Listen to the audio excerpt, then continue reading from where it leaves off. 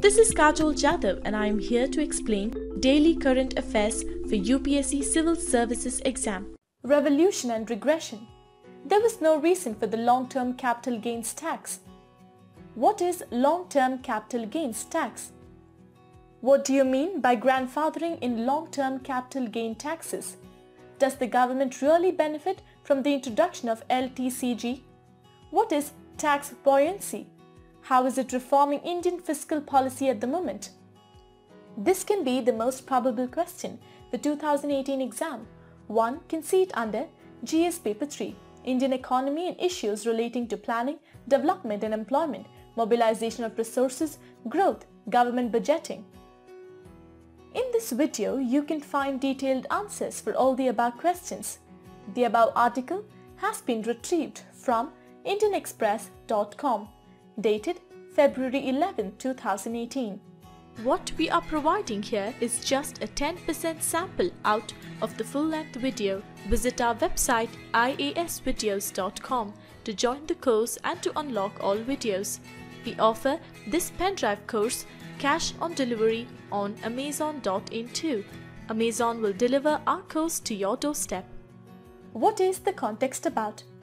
In the Union Budget presented on February 1st, the Finance Minister introduced the anticipated long-term capital gains tax on 10% when listed securities are sold for gains greater than Rs 1 lakh. What is long-term capital gains tax? It is the tax paid on profit generated by an asset such as real estate, shares or share-oriented products held for a particular time frame. The definition of long-term capital gains or LTCG is different for various products. Till now, LTCG was exempt from tax. The definition of a long-term investor in stocks for tax purposes is 1 year. LTCG tax on stocks was scrapped in 2004-5 by then Finance Minister P. Chidambaram.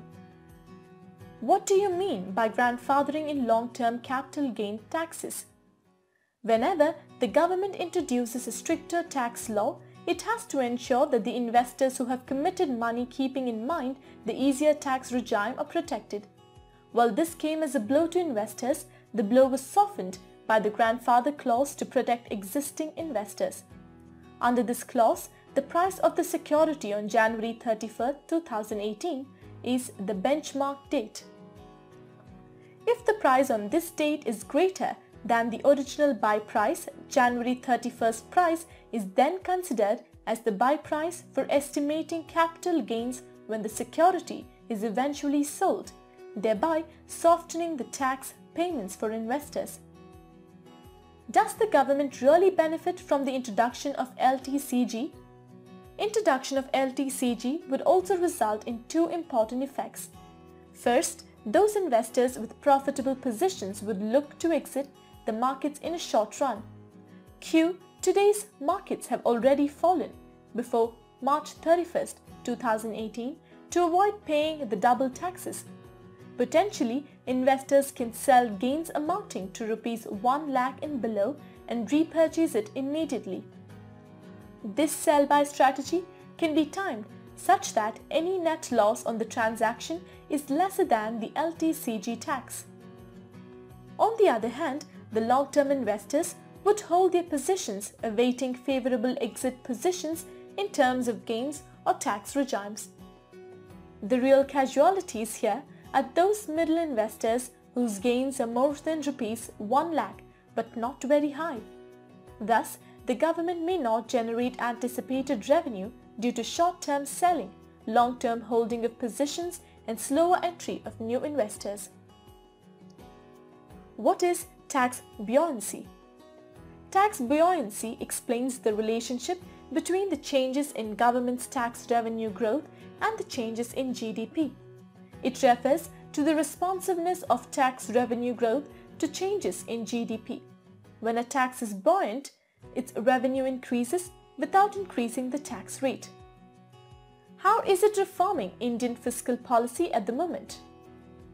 India is undergoing a fiscal revolution in direct taxes thanks to demonetization and indirect taxes thanks to GST.